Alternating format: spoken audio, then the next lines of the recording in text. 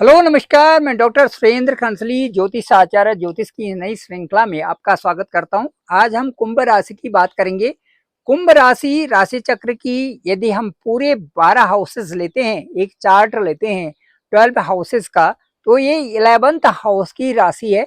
काल पुरुष की कुंडली के अनुसार काल पुरुष बार बार बोलने का मतलब ये है कि जो राशि चक्र बना हुआ है वो काल पुरुष की कुंडली यानी मेष राशि से और मीन राशि तक ये है काल पुरुष की कुंडली। तो जो एरीज टू पाइसेस है, इसमें जो कुंभ राशि है, जो एक्वेरियस साइन है, ये ठीक आपकी 11th हाउस की राशि है। 11th हाउस हमारी इच्छाओं का होता है। हम अपनी इच्छाओं की पूर्ति कैसे करें, क्या क्या सोर्सेस हो और उनके लिए हमें क्या प्रयास करना चाहिए, ये है 11th house of the horoscope. तो जो एनालिसिस करने के लिए जो सबसे मुख्य बिंदु है वो हमारा हमारा रहेगा असेंडेंट। असेंडेंट यानी हमारा लग्न। जन्म के समय में जो भी पूर्वी क्षितिज पर जो भी नक्षत्र उदय हुआ है उसके अनुसार हमारा असेंडेंट बनता है, लग्न बनता है और उसके अनुसार हमारी राशि बनती है। तो राशि यानी कि कुंभ राशि, राशि यानी कि एक्वेरियस ज़ोडिएक साइन। अब यहाँ पर हम आपको ये बताना चाहते हैं कि जो कुंभ राशि है ये 3 नक्षत्रों से मिलकर बनी हुई है और जो 3 नक्षत्र हैं वो हैं धनिष्ठा, शतभिषा और पूर्वा भाद्रपद। धनिष्ठा के जो लॉर्ड हैं वो मंगल हैं, शतभिषा के लॉर्ड राहु हैं और पूर्वा भाद्रपद के लॉर्ड जो हैं वो हैं बृहस्पति। इस तरह से 3 नक्षत्रों से मिलकर के ये राशि बनी हुई है और 3 नक्षत्रों के 9 चरण इस राशि में हैं। अब मैं आपको बताना चाहूंगा कि जो धनिष्ठा नक्षत्र हैं, यदि पूर्वी क्षितिज पर at the time of birth आपके धनिष्ठा नक्षत्र अपीयर्स हुई हैं, तो इसका मतलब है कि ये लोग धनिष्ठा नक्षत्र वाले बुद्धिमान हैं, कुशल हैं, व्यवहारिक हैं, बहादुर हैं, जागरूक हैं, ऊर्जावान हैं, सम्मोहक हैं, महान वक्ता। एक अच्छा प्रोफेशन होगा जहां पे काउंसलिंग की फील्ड में और जहां पर एक लेक्चर के रूप में, एक प्रोफेसर के रूप में महान अच्छे वक्ता होंगे, परोपकारी होंगे, कलेक्टिव होंगे, कलेक्टिव नेचर के होंगे, सबको साथ लेने वाले, अच्छे लीडरशिप वाले, परोपकारी, संगीत प्रेमी, उदार और नैतिक कार्यों को समर्पित करने वाले होंगे। ये जो धनिष्ठा नक्षत्र के लोग हैं, क्योंकि मंगल एक सेनापति की तरह इनकी राशि में रहता है और राशि में सेनापति के का होना, सेनापति या मंगल का जो लॉर्ड होना, इसका मतलब ये है कि अपने कार्यों को समर्पित ढंग से करना है। ये है धनिष्ठा नक्षत्र, कुंभ राशि। इसके बाद हम शतभिषा नक्षत्र पे चलते हैं जो कि राहु का नक्षत्र है। ये कुंभ राशि के लिए बहुत अच्छा किस तरह से योगदान करता है बताता हूं। शतभिषा नक्षत्र में ये शतभिषा मतलब 100 रूप से चिकित्सा करने वाले, एक केयरिंग नेचर वाले, दूसरों की भलाई करने वाले, किस तरह से क्योर किया जाए किसी चीज को अच्छाई में कैसे बदला जाए, ये शतभिषा नक्षत्र की मुख्य पहचान है। यहाँ पर शतभिषा नक्षत्र में ये लोग चिकित्सक, मेडिकल संबंधी, डॉक्टर्स, फार्मास्यूटिकल कंपनीज और इसके साथ साथ में एकांत प्रिय, सत्यनिष्ठ लोग होते हैं। इसके साथ साथ में भावुक, संवेदनशील और शांत प्रिय, आध्यात्मिक और धार्मिक नेचर वाले, स्वतंत्र सोच वाले, सामाजिक लोग और इसके साथ साथ में ये अच्छा लोगों के साथ में अच्छा वातावरण बैलेंस्ड करने वाले ये लोग होते हैं शतभिषा नक्षत्र वाले। ये भी कुंभ राशि का नक्षत्र है, शतभिषा नक्षत्र। इसके बाद आता है पूर्वा भाद्रपद नक्षत्र। पूर्वा भाद्रपद नक्षत्र बृहस्पति यानी जुपिटर का नक्षत्र है। ये नक्षत्र वाले आध्यात्मिक, रहस्यमयी लोग होते हैं, गहन विचार वाले होते हैं, किसी चीज को अच्छी तरह से सोच विचार करके आगे बढ़ाने वाले होते हैं, विचारशील होते हैं, दूसरों की मदद करने वाले होते हैं और कभी कभार इनको कुछ ऐसा लगता है कि ड्यूल नेचर इनका बन गया है, इस तरह से भी इनके साथ में आ जाता है। और कुछ ऐसा भी कभी कभार होता है कि कुछ प्रवृत्तियां रास्ते से हट करके दूसरे रास्ते पर यानी कि नेगेटिव वे में भी जा सकते हैं। ये जो है ये तीनों नक्षत्रों का मैंने अभी आपको विश्लेषण किया, एक कुंभ राशि से संबंधित है। कुंभ राशि यानी एक घड़ा जिसमें हवा भी है और पानी है, तो कहाँ है ये कुछ पता नहीं। कुंभ, कुंभ मतलब एक घड़ा और घड़े के अंदर हवा। तो कहने का मतलब है कि ये लोग जल्दी भांप लेते हैं क्या होने वाला है, और इसके साथ साथ में दूसरों की प्रवृत्तियों को भी जल्दी पहचान होती है। ज्ञान होने के कारण इनको अपना अपना जीवन का उद्देश्य भी पता होता है, मेहनत का उद्देश्य भी पता होता है, और साथ साथ में मोक्ष का भी पता होता है। आत्मा को नजदीकी से समझना भी कुंभ राशि वालों को आता है। अब चलिए चलते हैं। कुंभ राशि का इस समय जो राहु है ठीक कुंभ राशि के ऊपर इस समय ट्रांजिट कर रहा है। कुंभ राशि के ऊपर राहु का ट्रांजिट करने का मतलब ये है, गुप्त शत्रु होंगे, गुप्त चीजों से आपको परेशानी होगी, कुछ लोग आपके लिए गलत सोचते होंगे, लेकिन साथ साथ में क्योंकि आपकी जो इस समय दक्षता है, आप किस तरफ जा रहे हैं और क्या कार्य कर रहे हैं, उन कार्यों में आपका गहन अध्ययन कितना है और उन कार्यों को कितने अच्छे ढंग से आप परफॉर्म कर रहे हो, ये सारी चीजें उस दशा को, उस समय को सोचने के लिए, राहु से ऊपर जाने के लिए, राहु को एक साइड करने के लिए काफी है। यदि आप मेहनत कर रहे हैं, यदि आप डिसिप्लिन्ड हैं, यदि आप आलस्य को त्याग रहे हैं, यदि आप ईश्वर भक्ति में भी लगे हुए हैं, तो राहु का कोई फर्क आप पर पड़ने वाला नहीं है। यदि आप आलसी हैं, इनडिसिप्लिन्ड हैं और अपने कार्यों को सही ढंग से नहीं कर रहे हैं, तो ये हलचल आपके साथ में हो सकती है, जिसका कि आपको कुछ फियर भी हो सकता है, कुछ डर भी यहाँ पर हो सकती है, ये आपके साथ में ही है। साथ साथ में आपके डाइट का बहुत अच्छा ध्यान रखना आपको जरूरी है।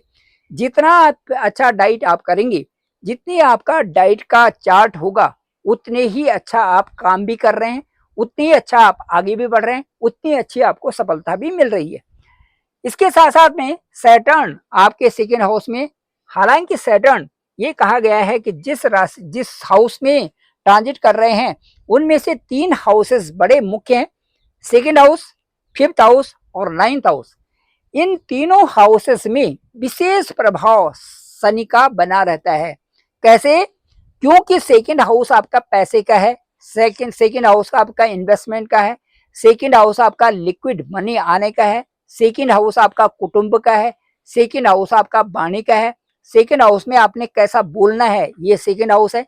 इसके साथ साथ में जो फिफ्थ हाउस है, फिफ्थ हाउस आपके मेथड्स का है, फिफ्थ हाउस आपकी मेहनत का है, फिफ्थ हाउस आपको आगे बढ़ने के लिए प्लानिंग्स का है, फिफ्थ हाउस आपकी पढ़ाई का है, फिफ्थ हाउस आपकी संतान का है, फिफ्थ हाउस आपकी शादी का है। फिफ्थ हाउस से आप एक कनेक्टिविटी बनाते हैं, अपने जीवन की कनेक्टिविटी बनाते हैं, कैसे आगे बढ़ना है, ये सारा फिफ्थ हाउस आपको बताता है। इसके साथ साथ में नाइन्थ हाउस आपका लक हाउस है। इसे कहते हैं हम भाग्य का स्थान। भाग्य का स्थान मतलब भाग्यम फलति सर्वदा नच विद्याम न पौरुषम। ये वो स्थान है नाइन्थ हाउस जहां से कई लोग नीचे से और बहुत ऊपर तक चढ़ जाते हैं। बोलते हैं ना, मूकम करोति बाचालम पंगुम लंघयते गिरिम यत् कृपा तम हम वंदे परमानंद माधवम। ये है नाइन्थ हाउस। यदि ऊपर वाले का आशीर्वाद यहाँ पर हो गया, आपके ऊपर यदि आशीर्वाद यहाँ पर है, तो भाग्य स्थान में भाग्य कब चमक जाए और कब आप कहां से कहां पहुंच जाए, इसका कोई भी समय नहीं है। ये भाग्य स्थान है। भाग्य स्थान में भी सैटर्न का ये सेकेंड हाउस, फिफ्थ हाउस और नाइन्थ हाउस में, लक हाउस में भी सैटर्न का ट्रांजिट एक विशेष प्रकार से अच्छा योग भी बनाता है, और वो आपको सेकेंड हाउस से संबंधित बहुत धनी भी बनाता है, फिफ्थ हाउस से संबंधित अच्छी प्लानिंग्स और आगे बढ़ने के बहुत मौके देता है, और नाइन्थ हाउस में आपका भाग्य कहां से रंक से राजा बना देता है। यहाँ पर चांदी का पाया कहते हैं कि शनि यदि दूसरे हाउस में है, फिफ्थ हाउस में है और नाइन्थ हाउस में है, इसे चांदी का पाया भी कहते हैं। चांदी का पाया का मतलब है सुख, समृद्धि, वैभव, प्रॉस्पेरिटी। वहां पर बनती है। ये है सेकंड हाउस का। इसके साथ साथ में यदि सेकंड हाउस में सैटर्न है तो सैटर्न से संबंधित उपाय भी जरूर करनी चाहिए, क्योंकि सैटर्न सैटर्न का प्रभाव जहां आपको पॉजिटिविटी देता है उसी तरह से नेगेटिविटी भी दे सकता है। इसीलिए सैटर्न से संबंधित उपाय, सैटर्न को जो सैटर्न की शांति के लिए उपाय, और उसके साथ साथ में सैटर्न के मंत्रों का जप करना, शनि मंदिर जाना, ये सारी चीजें, और काली चीजों का दान करना, ये सैटर्न से संबंधित है। उसके साथ साथ में डिसिप्लिन को मेंटेन करना और आलस्य न करना, ये भी सैटर्न से संबंधित है। इसलिए सैटर्न को जितना आप इन प्रिंसिपल्स पे, सैटर्न के जितने भी प्रिंसिपल्स हैं उनको एक एक करके लिख दीजिए आप, इस मैनुअल क्या बताता है सैटर्न का। और वहां पर यदि आपको शनि का मैनुअल पता चल गया कि आपका मैनुअल क्या है और किस तरह से आपको चलना है, मुझे लगता है कि आप मेहनत करते रहेंगे और मेहनत का फल आपको मिलेगा। सैटर्न का यही है, धीरे धीरे मेहनत करो, लेकिन आप वहां तक पहुंचे हैं जहां पर कि आपकी बहुत अच्छा स्टेटस होता है, आप एक राजा के रूप में दिखते हो, मतलब संपन्नता भी है, पावर भी है और शक्ति भी है अंदर से, वहां पर वो जागरूकता और वो सारी चीजें आपके अंदर आ जाती है। ये सैटर्न का प्रभाव है। अब मैं ये कहूंगा कि जो जुपिटर हैं, जुपिटर आपके ठीक 5th हाउस में इस समय गोचर कर रहे हैं, और जुपिटर के साथ में वीनस 26 जुलाई से यहाँ पर आएंगे, युति करेंगे एक दूसरे के साथ में। हालांकि ये बुध का घर है, यहाँ पर जुपिटर भी है, यहाँ पर वीनस भी होंगे। तो जब दोनों होंगे तो दोनों गुरु हैं, दोनों में जो विद्या है किसी में भी कमी नहीं है, बिल्कुल समान रूप से बड़े धुरंधर हैं दोनों के दोनों, शुक्र भी और दोनों कौन, गुरु भी।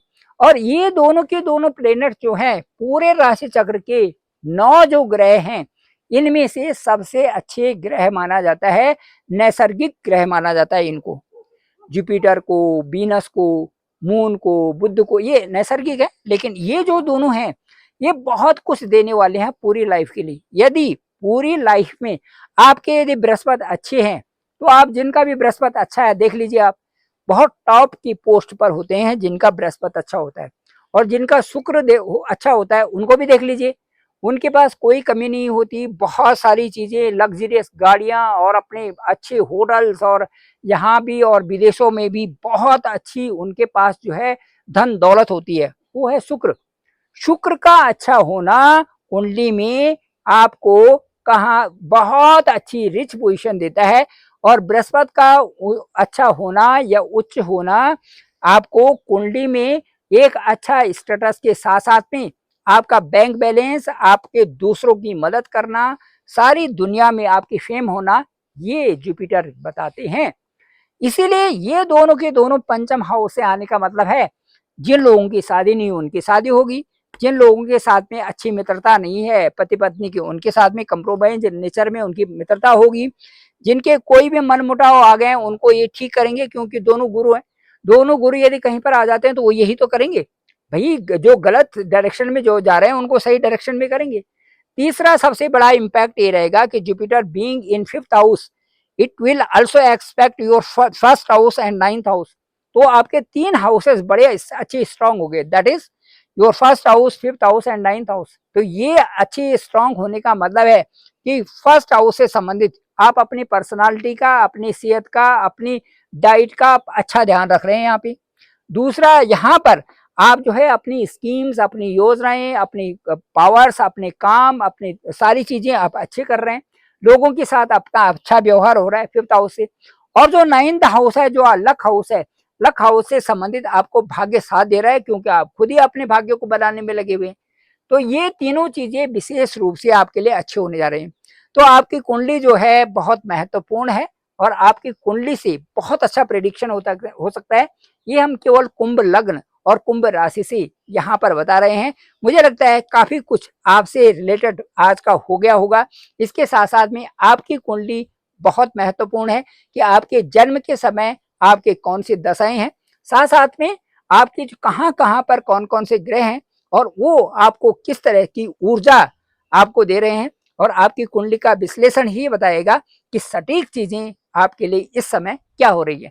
Thank you very much. मैं डॉक्टर सुरेंद्र खंसली, ज्योतिष आचार्य, और डिस्क्रिप्शन पे मेरा नंबर है 9868280191। मेरा चैनल है डॉक्टर सुरेंद्र खंसली के नाम से। आप इसे लाइक करें, शेयर तो जरूर करें, सभी लोगों को सब्सक्राइब करके भेजें और एक दूसरे ग्रुप में भेजें ताकि सबको जानकारी हो सके। आप सबका धन्यवाद, आप सबका बहुत बहुत आभार।